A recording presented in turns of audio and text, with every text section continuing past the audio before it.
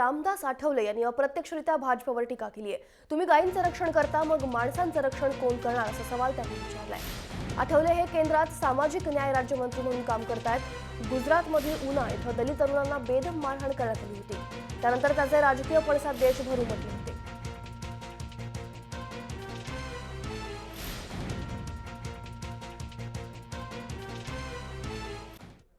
गो हत्या के नाम पर, गो रक्षा के नाम पर मानव की हत्या करना मुझे ठीक नहीं लगता है।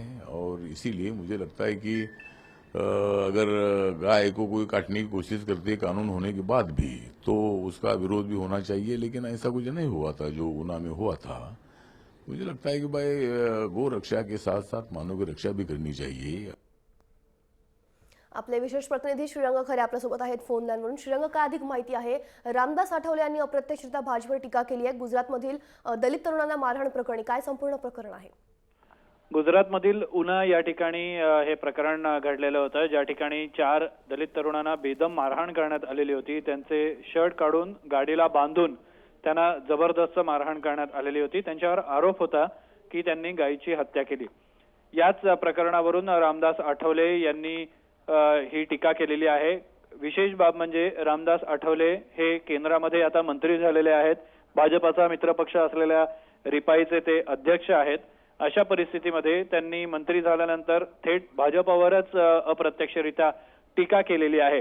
कारण भाजपनं सातत्यानं गोवंश हत्याबंदी कायद्याचं समर्थन केलेलं होतं, तो लागू देखील केलेला होता आणि म्हणूनच रामदास आठवले यांनी ही भूमिका घेतलेली आहे। या उन्हामधल्या घटनेवरून त्याचे सगळे पडसाद संपूर्ण देशभरात उमटलेले होते। विधान सभेत त्या ठिकाणी चर्चा झालेली होती। तसंच राज्यसभा आणि लोकसभेमध्ये देखील हा प्रश्न जबरदस्त गाजलेला होता।